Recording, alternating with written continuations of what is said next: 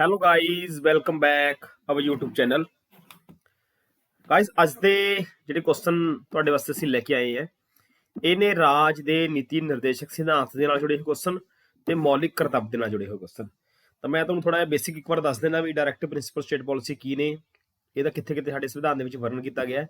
ਤਾਂ ਜਦੋਂ ਅਸੀਂ ਡਾਇਰੈਕਟ ਪ੍ਰਿੰਸੀਪਲ ਸਟੇਟ ਪਾਲਿਸੀ ਦੀ ਗੱਲ ਕਰਦੇ ਹਾਂ ਤਾਂ ਇਹਦਾ ਵਰਣਨ ਸਾਡੇ ਸੰਵਿਧਾਨ ਦੇ ਭਾਗ ਨੰਬਰ 4 ਦੇ ਵਿੱਚ ਕੀਤਾ ਗਿਆ ਹੈ, ਆਰਟੀਕਲ ਨੰਬਰ 36 ਤੋਂ ਲੈ ਕੇ 51 ਤੱਕ ਇਹਦਾ ਵਰਣਨ ਕੀਤਾ ਜਾਂਦਾ ਹੈ ਤੇ ਇਹ ਅਸੀਂ ਆਇਰਲੈਂਡ ਤੋਂ ਅਡਾਪਟ ਕੀਤੇ ਹੈ। ਠੀਕ ਹੈ, ਇਹਦੇ ਵਿੱਚ ਤਿੰਨ ਪ੍ਰਕਾਰ ਦੇ ਅਸੀਂ ਸਿਧਾਂਤਾਂ ਦੀ ਗੱਲ ਕਰਦੇ ਹਾਂ। ਉਦਾਰਵਾਦੀ ਲਿਬਰਲਿਜ਼ਮ ਜਿਹਨੂੰ ਬੋਲਦੇ ਅਸੀਂ, ਗਾਂਧੀਵਾਦੀ, ਸਮਾਜਵਾਦੀ।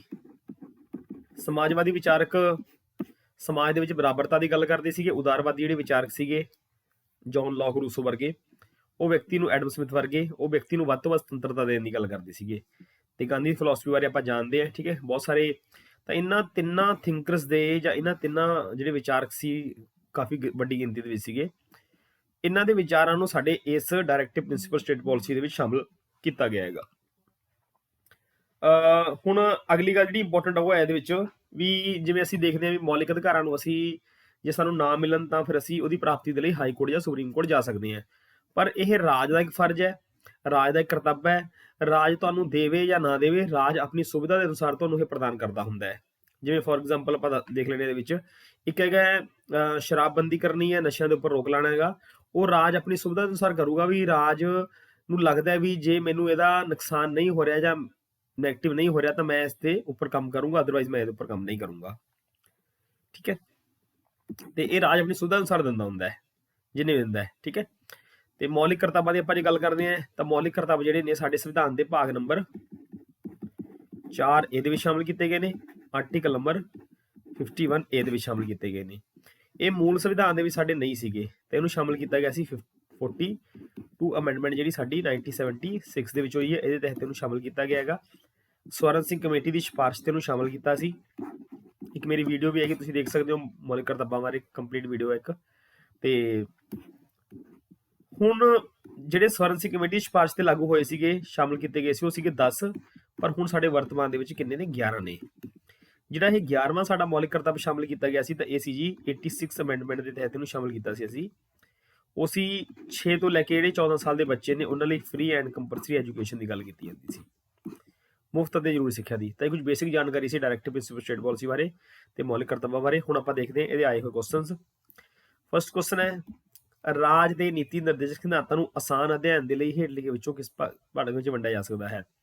ਤਾਂ ਸਮਾਜਵਾਦੀ, ਉਦਾਰਵਾਦੀ, ਗਾਂਧੀਵਾਦੀ ਜਾਂ ਉਪਰੋਕਤ ਸਾਰੇ। ਹੁਣ ਸਾਨੂੰ ਪਤਾ ਹੈ ਵੀ ਇਹਦੇ ਵਿੱਚ ਸਾਰੇ ਦੇ ਸਾਰੇ ਇਹ ਵਿਚਾਰਕ ਜਿਹੜੇ ਸੀ ਇਹਦੇ ਵਿੱਚ ਇਹਨਾਂ ਦੇ ਵਿਚਾਰਕਾਂ ਦੇ ਜਿਹੜੇ ਵਿਚਾਰ ਸੀ ਉਹ ਸ਼ਾਮਲ ਕੀਤੇ ਜਾਂਦੇ ਨੇ। ਤੇ ਇਹਦਾ ਆਨਸਰ ਆਊਗਾ 4th ਆਨਸਰ।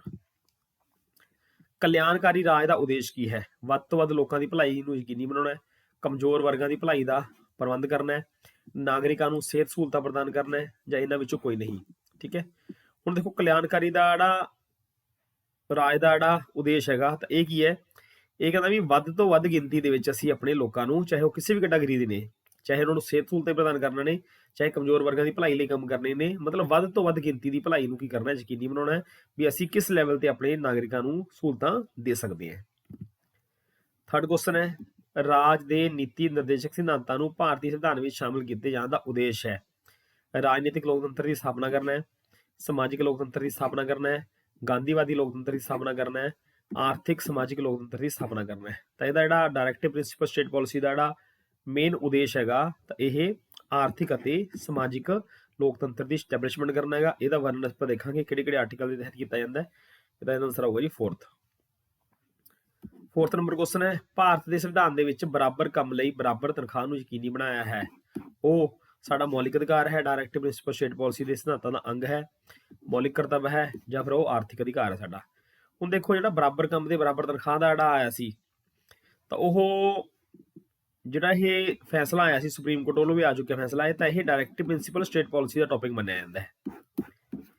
ਠੀਕ ਹੈ, ਹੁਣ ਇਹ ਰਾਜ ਦੇ ਉੱਪਰ ਨਿਰਭਰ ਕਰਦਾ ਵੀ ਰਾਜ ਤੁਹਾਨੂੰ ਦੇਵੇ ਜਾਂ ਨਾ ਦੇਵੇ। ਠੀਕ ਹੈ, ਤੇ ਪਰ ਬਹੁਤ ਸਾਰੇ ਕਾਨੂੰਨ ਨੇ ਜਿਹਦੇ ਵਿੱਚ ਬਰਾਬਰ ਕੰਮ ਲਈ ਬਰਾਬਰ ਤਨਖਾਹ, ਜਿਵੇਂ ਹੁਣ ਔਰਤਾਂ ਦਾ ਹੈ ਤਾਂ ਔਰਤਾਂ ਲਈ ਤਾਂ ਜੇ ਕੰਮ ਕੋਈ ਔਰਤ ਸੇਮ ਕਰ ਰਹੀ ਹੈ, ਜੋਬ ਕਰ ਰਹੀ ਹੈ, ਤਾਂ ਉਹਦੇ ਲਈ ਸੇਮ ਹੀ ਤਨਖਾਹ ਜਿਹੜੀ ਨਿਸ਼ਚਿਤ ਕੀਤੀ ਜਾਊਗੀ, ਤਾਂ ਉੱਥੇ ਪਾਰਸ਼ੈਲਿਟੀ ਨਹੀਂ ਹੁੰਦੀ ਹੈਗੀ।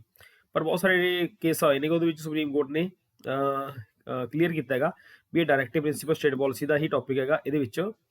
ਤਾਂ ਇਹਦਾ ਆਨਸਰ ਆਊਗਾ ਜੀ ਸਾਡਾ ਸੈਕੰਡ ਆਨਸਰ, ਰਾਜ ਦੇ ਨੀਤੀ ਨਿਰਦੇਸ਼ ਸਿਧਾਂਤਾਂ ਦਾ ਅੰਗ ਹੈ।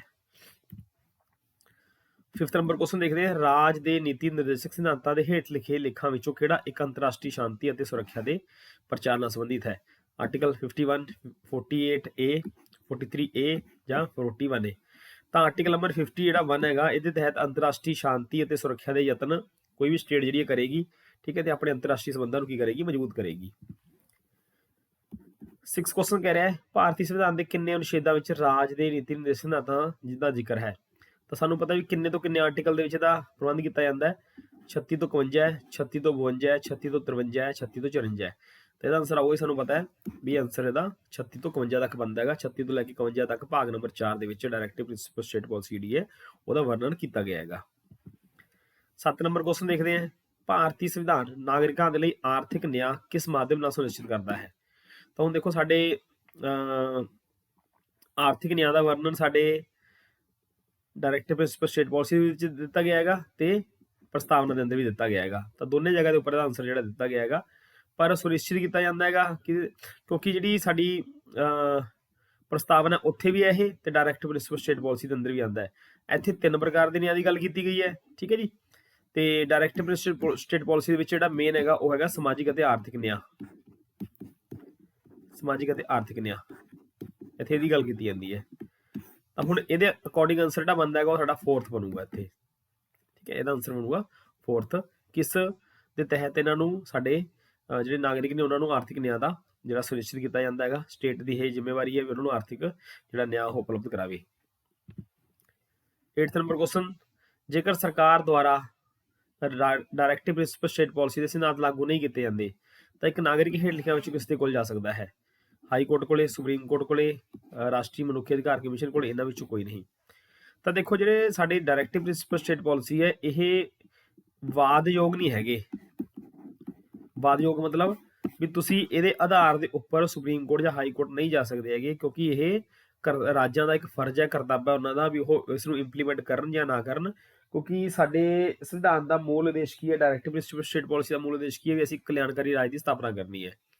ਤੇ ਕਲਿਆਣਕਾਰੀ ਰਾਜ ਦੀ ਸਥਾਪਨਾ ਰਾਜ ਕਰੇ ਜਾਂ ਨਾ ਕਰੇ ਉਹ ਰਾਜ ਦੀ ਮਰਜ਼ੀ ਹੈ। ਵੈਸੇ ਮੇਨ ਉਹਨਾਂ ਦਾ ਉਦੇਸ਼ ਹੀ ਹੁੰਦਾ ਵੀ ਅਸੀਂ ਕਲਿਆਣਕਾਰੀ ਰਾਜ ਦੀ ਸਥਾਪਨਾ ਕਰਨੀ ਹੈ। ਹੁਣ ਕੋਈ ਵੀ court directive principle state policy ਦੇ ਆਧਾਰ ਤੇ ਰਾਜਾਂ ਨੂੰ ਇਹ ਆਦੇਸ਼ ਨਹੀਂ ਦੇ ਸਕਦੀ ਹੈ ਕਿ ਤੁਸੀਂ ਇਸ ਨੂੰ ਲਾਗੂ ਕਰੋ। ਕਾਰਨ ਕੀ ਹੈ? ਕਿਉਂਕਿ ਇਹ ਵਾਦਯੋਗ ਨਹੀਂ ਹੈਗੇ, ਇਹਨਾਂ ਨੂੰ ਤੁਸੀਂ ਇਹਨਾਂ ਦੇ ਆਧਾਰ ਦੇ ਉੱਪਰ ਕੋਈ ਵੀ ਸੁਣਵਾਈ ਜਿਹੜੀ ਤੁਸੀਂ ਨਹੀਂ ਕਰ ਸਕਦੇ ਹੈਗੇ। ਤਾਂ ਇਹਨਾਂ ਦਾ ਆਨਸਰ ਆਊਗਾ ਜੀ ਇਹਨਾਂ ਵਿੱਚੋਂ ਕੋਈ ਨਹੀਂ। 9 ਨੰਬਰ ਕੁਐਸਚਨ ਦੇਖਦੇ ਹਾਂ, ਸੰਵਿਧਾਨ ਦਾ ਕਿਹੜਾ ਹਿੱਸਾ ਰਾਜ ਦੀ ਨੀਤੀ ਦੇ ਨਿਰਦੇਸ਼ਕ ਸਿਧਾਂਤਾਂ ਦਾ ਨਾਲ ਸੰਬੰਧਿਤ ਹੈ? ਤਾਂ ਭਾਗ 3, ਭਾਗ 4, ਭਾਗ 1 ਜਾਂ ਫਿਰ ਭਾਗ 2। ਹੁਣ ਸਾਨੂੰ ਪਤਾ ਵੀ ਇਹ ਭਾਗ ਨੰਬਰ 4 ਦੇ ਵਿੱਚ ਡਾਇਰੈਕਟਿਵ ਪ੍ਰਿੰਸੀਪਲ ਸਟੇਟ ਪਾਲਿਸੀ ਦਾ ਜਿਹੜਾ ਵਰਣਨ ਉਹ ਕੀਤਾ ਗਿਆ ਹੈਗਾ। 10th ਨੰਬਰ ਕੁਐਸਚਨ ਕਹਿ ਰਿਹਾ, ਸੰਵਿਧਾਨ ਸਭਾ ਵਿੱਚ ਕਿਸ ਨੇ ਕਿਹਾ ਸੀ ਕਿ ਡਾਇਰੈਕਟਿਵ ਪ੍ਰਿੰਸੀਪਲ ਸਟੇਟ ਪਾਲਿਸੀ ਕਿਸੇ ਬੈਂਕ ਵਿੱਚ ਦਿੱਤੀ ਉਸ ਚੈੱਕ ਦੀ ਤਰ੍ਹਾਂ ਹਨ ਜਿਸ ਦਾ ਭੁਗਤਾਨ ਬੈਂਕ ਆਪਣੀ ਸੁਵਿਧਾ ਅਨੁਸਾਰ ਕਰਦਾ ਹੈ? ਬਿਲਕੁਲ ਠੀਕ ਹੈ। ਤਾਂ ਹੁਣ ਜਿਹੜਾ ਰਾਜ ਹੈ ਇਹ ਆਪਣੀ ਸੁਵਿਧਾ ਦੇ ਅਨੁਸਾਰ ਹੀ ਡਾਇਰੈਕਟਿਵ ਪ੍ਰਿੰਸੀਪਲ ਸਟੇਟ ਪਾਲਿਸੀ ਨੂੰ ਪ੍ਰਦਾਨ ਕਰਦਾ ਹੈ। ਤਾਂ ਕਿਹਦੇ ਵਰਡ ਸੀ? KT ਸ਼ਾਹ, KM ਮੁਨਸ਼ੀ, doctor BR Ambedkar, Granville Austin. ਤਾਂ ਇਹ ਇੱਕ ਸੰਵਿਧਾਨ ਸਭਾ ਦੇ ਕਾਫੀ ਇੰਪੋਰਟੈਂਟ ਮੈਂਬਰ ਸੀਗੇ KT ਸ਼ਾਹ, ਉਹਨਾਂ ਦੁਆਰਾ ਇਹ ਸ਼ਬਦ ਕਹੇ ਗਏ ਸੀ, ਯਾਦ ਰੱਖਣਾ ਤੁਸੀਂ ਇਹ। 11 ਨੰਬਰ ਕੁਐਸਚਨ ਦੇਖਦੇ ਹਾਂ, ਹੇਠਾਂ ਲਿਖੇ ਲੇਖਾਂ ਵਿੱਚੋਂ ਕਿਹੜਾ ਇਹ ਯਕੀਨੀ ਬਣਾਉਂਦਾ ਹੈ ਕਿ ਡਾਇਰੈਕਟਿਵ ਪ੍ਰਿੰਸੀਪਲ ਸਟੇਟ ਪਾਲਿਸੀ ਕਿਸੇ ਅਦਾਲਤ ਦੁਆਰਾ ਲਾਗੂ ਨਹੀਂ ਕੀਤੇ ਜਾ ਸਕਦੇ ਹੈਗੇ? ਠੀਕ ਹੈ ਜੀ। ਤਾਂ ਇਹ ਆਰਟੀਕਲ 31, 39, 37 ਤੇ 69। ਤਾਂ ਇੱਥੇ ਹੁਣ ਜਿਹੜਾ ਆਊਗਾ ਇਹਦਾ ਆਨਸਰ ਆਊਗਾ ਜੀ ਆਰਟੀਕਲ ਨੰਬਰ 39, ਕਿਉਂਕਿ ਆਰਟੀਕਲ 39 ਦੇ ਤਹਿਤ ਇਹ ਕਿਹਾ ਗਿਆ ਵੀ ਇਸ ਨੂੰ ਕਿਸੇ ਅਦਾਲਤ ਦੁਆਰਾ ਲਾਗੂ ਨਹੀਂ ਕੀਤਾ ਜਾ ਸਕਦਾ। ਜੇ ਰਾਜ ਇਹਨੂੰ ਦੇਣ ਲਈ ਤਿਆਰ ਹੈ ਜਾਂ ਰਾਜ ਦੀ ਜਿਹੜੀ ਰਾਜ ਆਪਣੀ ਸੁਵਿਧਾ ਅਨੁਸਾਰ ਇਹਨੂੰ ਦੇਣ ਲਈ ਤਿਆਰ ਹੈ ਤਾਂ ਰਾਜ ਫਿਰ ਇਹਨੂੰ ਲਾਗੂ ਕਰ ਸਕਦਾ ਹੈਗਾ। 12 ਨੰਬਰ ਕੁਐਸਚਨ ਦੇਖਦੇ ਹਾਂ, ਭਾਰਤੀ ਸੰਵਿਧਾਨ ਦੇ ਅਨੁਛੇਦ 39A ਜਾਂ ਕੱਕਾ ਜਾਂ ਊੜਾ ਬਰਾਬਰ ਨਿਆਂ ਅਤੇ ਮੁਫਤ ਕਾਨੂੰਨੀ ਸਹਾਇਤਾ ਦਾ ਹਵਾਲਾ ਦਿੰਦਾ ਹੈ। ਠੀਕ ਹੈ, ਕਿੱਥੇ ਇਹਦਾ ਵਰਣਨ ਕੀਤਾ ਗਿਆ ਹੈਗਾ? ਆਰਟੀਕਲ ਨੰਬਰ 39 ਦਾ ਵਰਣਨ ਕਿੱਥੇ ਕੀਤਾ ਗਿਆ ਹੈਗਾ? ਤਾਂ ਇਹ ਰਾਜ ਦੇ ਰਾਜਪਾਲ ਵੱਲੋਂ, ਡਾਇਰੈਕਟਿਵ ਸਟੇਟ ਪਾਲਿਸੀ ਦੇ ਵਿੱਚ ਸੰਘ ਸਰਕਾਰ ਵੱਲੋਂ ਜਾਂ ਇਹਦੇ ਮੁਲਕ ਹੈਗਾ। ਹੁਣ ਦੇਖੋ ਆਪਾਂ ਕਿਉਂਕਿ ਕੁਐਸਚਨ ਤਾਂ ਚਲੋ ਕਰ ਹੀ ਰਹੇ ਆਪਾਂ ਨਾ, ਤਾਂ ਇਹਦਾ ਵਰਣਨ ਕੀਤਾ ਗਿਆ ਸਾਡੇ ਡਾਇਰੈਕਟਿਵ ਪ੍ਰਿੰਸੀਪਲ ਸਟੇਟ ਪਾਲਿਸੀ ਦੇ ਵਿੱਚ। 30 ਨੰਬਰ ਕੁਐਸਚਨ ਕਹਿ ਰਿਹਾ, ਭਾਰਤੀ ਸੰਵਿਧਾਨ ਦੀ ਕਿਹੜੀ ਧਾਰਾ ਪੰਚਾਇਤੀ ਰਾਜ ਪ੍ਰਣਾਲੀ ਦੇ ਨਾਲ ਸੰਬੰਧਿਤ ਹੈ? ਤਾਂ 36 39 40 48 ਤਾਂ ਹੁਣ ਦੇਖੋ ਜਿਹੜਾ ਆਰਟੀਕਲ ਨੰਬਰ 40 ਹੈਗਾ ਇਹ ਮਹਾਤਮਾ ਗਾਂਧੀ ਦੇ ਵਿਚਾਰ ਨਾਲ ਸੰਬੰਧਿਤ ਹੈ, ਗਾਂਧੀਵਾਦ ਨਾਲ ਸੰਬੰਧਿਤ ਹੈ। ਤਾਂ ਇਹਦੇ ਵਿੱਚ ਕੀ ਕਿਹਾ ਗਿਆ ਸੀ ਵੀ ਅਸੀਂ ਪੰਚਾਇਤੀ ਰਾਜ ਪ੍ਰਣਾਲੀ ਨੂੰ ਲਾਗੂ ਕਰਨਾ ਹੈਗਾ, ਪੂਰੇ ਭਾਰਤ ਦੇ ਵਿੱਚ ਇੰਪਲੀਮੈਂਟ ਕਰਨਾ ਹੈਗਾ, ਤੇ ਅਸੀਂ ਸ਼ਕਤੀਆਂ ਦਾ ਕੀ ਕਰਨਾ ਹੈ, ਡੀਸੈਂਟਰਲਾਈਜੇਸ਼ਨ ਕਰਨਾ ਹੈ, ਉਹਦਾ ਵਿਕੇਂਦਰੀਕਰਨ ਕਰਨਾ ਹੈ। ਮਤਲਬ ਸ਼ਕਤੀਆਂ ਸਿਰਫ ਕੇਂਦਰ ਕੋਲੇ ਤੇ ਰਾਜਾਂ ਕੋਲ ਹੀ ਨਹੀਂ ਹੋਣੀ ਚਾਹੀਦੀਆਂ, ਸ਼ਕਤੀਆਂ ਦਾ ਜਿਹੜਾ ਪ੍ਰਸਾਰ ਹੈ ਉਹ ਹੇਠਲੇ ਲੈਵਲ ਤੱਕ ਹੋਣਾ ਚਾਹੀਦਾ ਹੈ ਤਾਂ ਕਿ ਲੋਕਤੰਤਰ ਨੂੰ ਅਸੀਂ ਮਜ਼ਬੂਤ ਕਰ ਸਕੀਏ। ਤਾਂ ਉਹਦੇ ਲਈ ਕੀ ਕੀਤਾ ਗਿਆ, ਫਿਰ ਉਹਦੇ ਲਈ 73 ਅਮੈਂਡਮੈਂਟ ਸਾਡੇ ਹੋਈ ਸੀਗੀ ਸੰਵਿਧਾਨ ਦੇ ਵਿੱਚ। 1992 ਦਾ ਇਹ ਬਿੱਲ ਸੀਗਾ ਤੇ ਇੰਪਲੀਮੈਂਟ ਜਿਹੜਾ ਹੋਇਆ ਸੀ 1993 ਦੇ ਵਿੱਚ ਹੋਇਆ ਸੀ ਇਹ। ਤਾਂ ਇਹਦੇ ਤਹਿਤ 11ਵੀਂ ਅਨੁਸੂਚੀ ਬਣਾਈ ਗਈ ਹੈ, 11ਵੀਂ ਸੂਚੀ ਬਣਾਈ ਗਈ ਹੈ। ਠੀਕ ਹੈ, ਸਾਡੇ ਸੰਵਿਧਾਨ ਦੇ ਇੱਕ ਭਾਗ ਜੋੜਿਆ ਗਿਆ ਸੀਗਾ, ਭਾਗ ਨੰਬਰ 9 ਜੋੜਿਆ ਗਿਆ ਸੀ ਤੇ ਉਹਦੇ ਤਹਿਤ ਪੂਰੇ ਭਾਰਤ ਦੇ ਵਿੱਚ ਪੰਚਾਇਤੀ ਰਾਜ ਪ੍ਰਣਾਲੀ ਨੂੰ ਕੀ ਕੀਤਾ ਗਿਆ, ਸਟੈਬਲਿਸ਼ ਕੀਤਾ ਗਿਆ। ਹੁਣ ਇਹ ਸੰਵਿਧਾਨਿਕ ਤੌਰ ਤੇ ਪੂਰੇ ਭਾਰਤ ਦੇ ਵਿੱਚ ਸਟੈਬਲਿਸ਼ਮੈਂਟ ਇਹਦੀ ਹੋ ਚੁੱਕੀ ਹੈਗੀ। ਠੀਕ ਹੈ, ਤੇ ਇਹਦਾ ਆਨਸਰ ਆਊਗਾ ਜੀ ਸਾਡਾ 40 ਆਨਸਰ। ਠੀਕ ਹੈ, ਅਨੁਛੇਦ 40। 14 ਨੰਬਰ ਕੁਐਸਚਨ ਦੇਖਦੇ ਹਾਂ, ਸੰਵਿਧਾਨ ਦਾ ਕਿਹੜਾ ਆਰਟੀਕਲ ਰਾਜ ਸਰਕਾਰ ਨੂੰ ਗ੍ਰਾਮ ਪੰਚਾਇਤਾਂ ਦੀ ਸਥਾਪਨਾ ਦਾ ਨਿਰਦੇਸ਼ ਦਿੰਦਾ ਹੈ? ਤਾਂ ਆਪਾਂ ਕਰ ਚੁੱਕੇ ਹਾਂ ਜੀ, ਆਰਟੀਕਲ ਨੰਬਰ 40 ਤਹਿਤ ਇਹ ਕੀਤੀ ਜਾਂਦੀ ਹੈ। 15 ਦੇਖਦੇ ਹਾਂ, ਸੰਵਿਧਾਨ ਦੇ ਭਾਰਤ ਦੇ ਸੰਵਿਧਾਨ ਦਾ ਅਨੁਛੇਦ ਇੱਥੇ 14 ਨਹੀਂ ਆਊਗਾ, ਇੱਥੇ 41 ਆਊਗਾ। 41 ਦੇ ਤਹਿਤ ਕੁਝ ਦਿਸ਼ਾਵਾਂ ਵਿੱਚ ਕੰਮ, ਸਿੱਖਿਆ ਤੇ ਲੋਕ ਸਹਾਇਤਾ ਪਾਉਣ ਦਾ ਅਧਿਕਾਰ ਦਿੰਦਾ ਹੈ। ਠੀਕ ਹੈ, ਤਾਂ ਇਹਦਾ ਵਰਣਨ ਆਰਟੀਕਲ ਨੰਬਰ ਜਿਹੜਾ 41 ਹੈ, ਤਾਂ ਸਾਨੂੰ ਪਤਾ ਹੀ 36 ਤੋਂ ਲੈ ਕੇ 51 ਤੱਕ ਇਹਦਾ ਵਰਣਨ ਕੀਤਾ ਗਿਆ ਹੈਗਾ। ਤਾਂ ਇਹ ਸਿੰਪਲ ਆਨਸਰ ਆ ਜਾਊਗਾ ਇਹਦਾ, ਡਾਇਰੈਕਟ ਪ੍ਰਿੰਸੀਪਲ ਸਟੇਟ ਪਾਲਿਸੀ ਦੇ ਵਿੱਚ। 16 ਨੰਬਰ ਕੁਐਸਚਨ ਦੇਖਦੇ ਹਾਂ, ਸੰਵਿਧਾਨ ਦੀ ਧਾਰਾ ਉਦਯੋਗਾਂ ਦੇ ਪ੍ਰਬੰਧਨ ਵਿੱਚ ਕਾਮਿਆਂ ਦੀ ਭਾਈਵਾਲੀ ਦਾ ਹਵਾਲਾ ਦਿੰਦੀ ਹੈ। ਇਹ ਕਹਿੰਦੀ ਹੈ ਵੀ ਉਦਯੋਗਾਂ ਦੇ ਵਿੱਚ ਜਿਹੜੀ ਉਹਨਾਂ ਦੀ ਮੈਨੇਜਮੈਂਟ ਹੈ ਉਹਦੇ ਵਿੱਚ ਮਜ਼ਦੂਰਾਂ ਦੇ ਲੀਡਰ ਵੀ ਜਾਂ ਮਜ਼ਦੂਰਾਂ ਦੇ ਵੱਲੋਂ ਕੋਈ ਜਿਹੜਾ ਨੁਮਾਇੰਦਗੀ ਕਰ ਸਕਦਾ ਹੈ ਉਹਦੇ ਵਿੱਚ ਇਹਦੇ ਵਿੱਚ ਸ਼ਾਮਲ ਕੀਤੇ ਜਾਣਗੇ। ਤਾਂ 41 ਹੈ, 42 ਹੈ, 43A ਹੈ ਜਾਂ ਫਿਰ 43 ਹੈ। ਤੇ ਇਹਦਾ ਆਨਸਰ ਆਊਗਾ ਜੀ 43A ਦੇ ਤਹਿਤ ਜਿਹੜੇ ਵੀ ਮਜ਼ਦੂਰ ਨੇ ਉਹਨਾਂ ਦੇ ਜਿਹੜੇ ਲੀਡਰ ਨੇ ਉਹ ਕਿਸੇ ਵੀ ਉਦਯੋਗ ਦੀ ਮੈਨੇਜਮੈਂਟ ਦੇ ਵਿੱਚ ਜਾ ਕੇ ਸ਼ਾਮਲ ਹੋਣਗੇ ਤੇ ਜੋ ਵੀ ਫੈਸਲੇ ਲਏ ਜਾਂਦੇ ਨੇ ਉਹਨਾਂ ਦੀ ਮੌਜੂਦਗੀ ਦੇ ਵਿੱਚ ਹੀ ਲਏ ਜਾਣਗੇ ਫੈਸਲੇ ਇਹ। 17 ਨੰਬਰ ਕੁਐਸਚਨ ਦੇਖਦੇ ਹਾਂ, ਭਾਰਤੀ ਸੰਵਿਧਾਨ ਡੈਸ਼ ਅਨੁਛੇਦ ਦੇ ਤਹਿਤ ਨਾਗਰਿਕਾਂ ਦੇ ਲਈ ਇੱਕ ਸਮਾਨ ਸਿਵਲ ਕੋਡ ਦਾ ਹਵਾਲਾ ਦਿੰਦਾ ਹੈ। ਤਾਂ ਆਰਟੀਕਲ ਨੰਬਰ 43, 44, 45, 46 ਇਹ ਸਿਵਲ ਕੋਡ ਦੀ ਗੱਲ ਕਰਦਾ, ਯੂਨੀਵਰਸਲ ਸਿਵਲ ਕੋਡ ਦੀ ਗੱਲ ਕਿਹੜਾ ਕਰਦਾ ਹੈਗਾ, ਤਾਂ 44 ਕਰਦਾ ਹੈਗਾ। ਕਾਫੀ ਇੰਪੋਰਟੈਂਟ ਹੈ, ਵੀ ਪੁੱਛਿਆ ਜਾਂਦਾ ਕੁਐਸਚਨ ਐਗਜ਼ਾਮ ਦੇ ਵਿੱਚ। 18 ਨੰਬਰ ਕੁਐਸਚਨ ਦੇਖਦੇ ਹਾਂ, ਭਾਰਤ ਦੇ ਕਿਹੜੇ ਰਾਜ ਵਿੱਚ ਆਪਣੇ ਨਾਗਰਿਕਾਂ ਲਈ ਇੱਕ ਸਮਾਨ ਸਿਵਲ ਕੋਡ ਲਾਗੂ ਹੈ? ਮੇਘਾਲਿਆ, ਕੇਰਲ, ਹਰਿਆਣਾ ਤੇ ਫਿਰ ਗੋਆ। ਗੋਆ ਭਾਰਤ ਦੀ ਪਹਿਲੀ ਸਟੇਟ ਹੈ ਜਿਹਨੇ ਆਪਣੇ ਨਾਗਰਿਕਾਂ ਲਈ ਇੱਕ ਸਮਾਨ ਜਿਹੜਾ ਸਿਵਲ ਕੋਡ ਆ ਲਾਗੂ ਕੀਤਾ ਹੈਗਾ। 19 ਨੰਬਰ ਕੁਐਸਚਨ ਦੇਖਦੇ ਹਾਂ, ਰਾਜ ਦੀ ਨੀਤੀ ਦੇ ਨਿਰਦੇਸ਼ਕ ਸਿਧਾਂਤਾਂ ਦੇ ਤਹਿਤ ਕਿਸ ਉਮਰ ਦੇ ਬੱਚਿਆਂ ਨੂੰ ਮੁਫਤ ਤੇ ਲਾਜ਼ਮੀ ਸਿੱਖਿਆ ਦੀ ਵਿਵਸਥਾ ਕੀਤੀ ਗਈ ਹੈ? ਤਾਂ 14 ਸਾਲ, 15 ਸਾਲ, 16 ਸਾਲ, 6 ਸਾਲ ਜਾਂ ਫਿਰ 18 ਸਾਲ। ਦੇਖੋ ਜਿਹੜਾ ਡਾਇਰੈਕਟ ਪ੍ਰਿੰਸੀਪਲ ਸਟੇਟ ਪਾਲਿਸੀ ਦਾ ਇਹਦੇ ਵਿੱਚ ਆਰਟੀਕਲ ਨੰਬਰ 45 ਹੈ।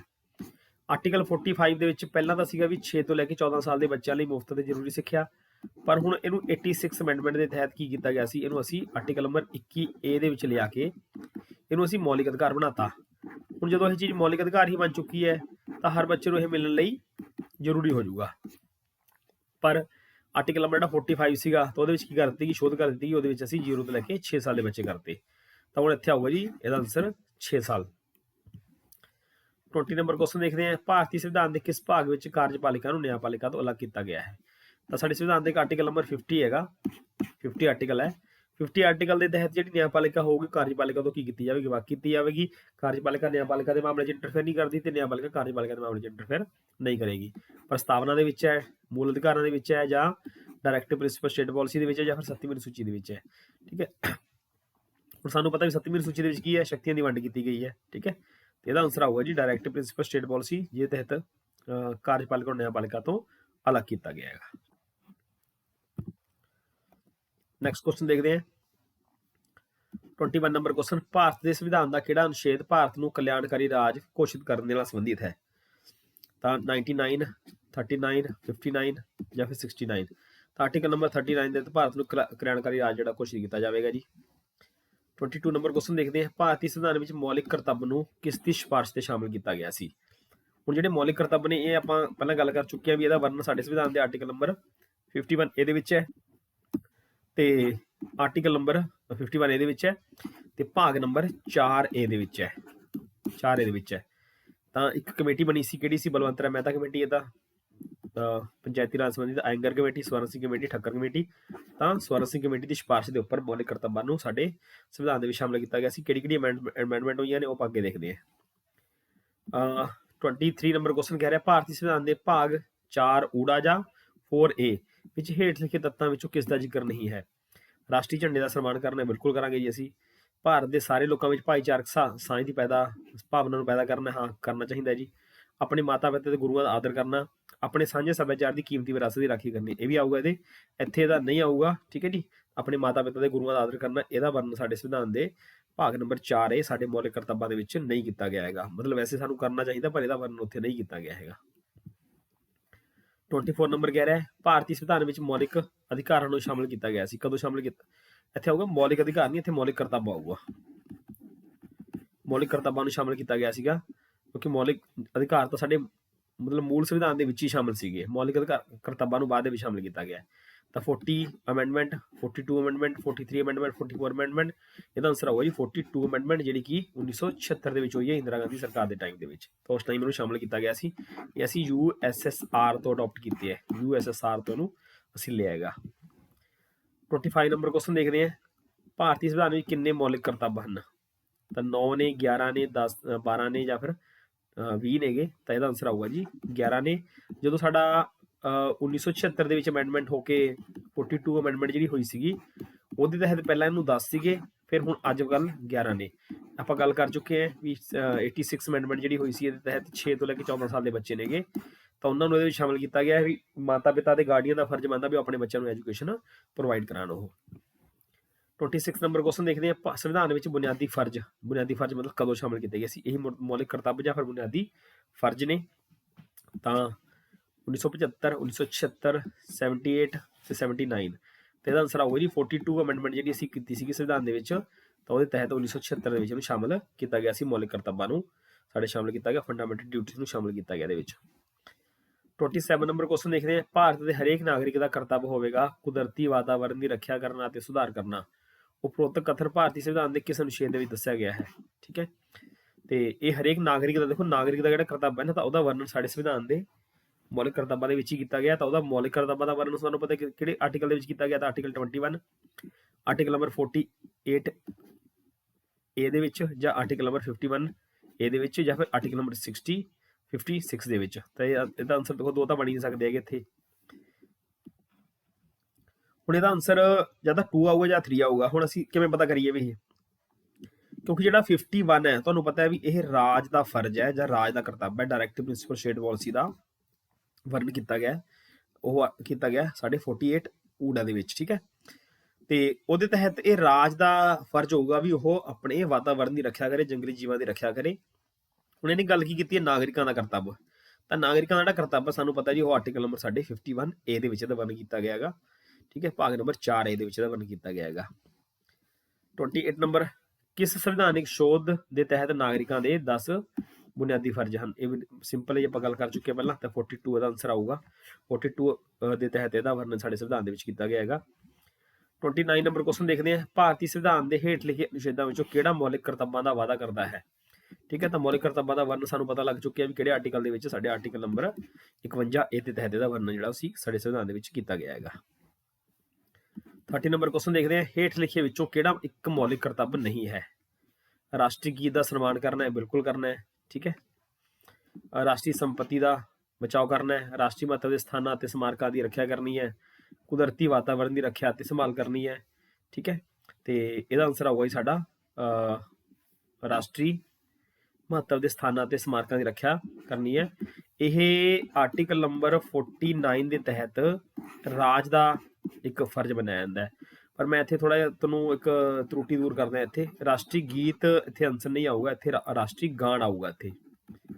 ਠੀਕ ਹੈ, ਰਾਸ਼ਟਰੀ ਗੀਤ ਦਾ ਇਹਦੇ ਵਿੱਚ ਨਹੀਂ ਆਉਂਦਾ ਹੈਗਾ, ਰਾਸ਼ਟਰੀ ਗੀਤ ਦਾ ਇੱਥੇ ਨਹੀਂ ਲਿਖਿਆ, ਰਾਸ਼ਟਰੀ ਝੰਡੇ ਦਾ, ਰਾਸ਼ਟਰੀ ਗਾਣ ਦਾ ਇੱਥੇ ਲਿਖਿਆ ਗਿਆ। ਤਾਂ ਇੱਥੇ ਰਾਸ਼ਟਰੀ ਗਾਣ ਆਉਣਾ ਸੀਗਾ। ਤਾਂ ਇਹਦਾ ਆਨਸਰ ਆਊਗਾ ਜੀ 3rd ਆਨਸਰ। ਤਾਂ ਇਹ ਸੀ ਟੌਪ 30 ਕੁਐਸਚਨ ਜਿਹੜੇ ਅਲੱਗ-ਅਲੱਗ ਐਗਜ਼ਾਮ ਦੇ ਵਿੱਚ ਪੁੱਛੇ ਜਾ ਚੁੱਕੇ ਨੇ। ਤੇ ਆਈ ਹੋਪ ਕਿ ਇਹਨਾਂ ਦੇ ਵਿੱਚੋਂ ਹੀ ਅਗਲੇ ਜਿਹੜੇ ਤੁਹਾਡੇ ਪੇਪਰ ਆਉਣਗੇ, PTET ਦਾ ਪੇਪਰ ਹੈ, ਚਾਹੇ ਮਾਸਟਰ ਗੇਟਰ ਦਾ ਪੇਪਰ ਹੋਣਾ ਹੈਗਾ, ਅੱਗੇ ਲੈਕਚਰ ਦਾ ਪੇਪਰ ਹੋਣਾ ਹੈਗਾ, ਤਾਂ ਇਹਦੇ ਵਿੱਚੋਂ ਹੀ ਕੁਐਸਚਨ ਜਿਹੜੇ ਤੁਹਾਨੂੰ ਪੁੱਛੇ ਜਾ ਸਕਦੇ ਨੇਗੇ। ਤੇ ਬਹੁਤ ਬਹੁਤ ਧੰਨਵਾਦ ਤੁਹਾਡਾ।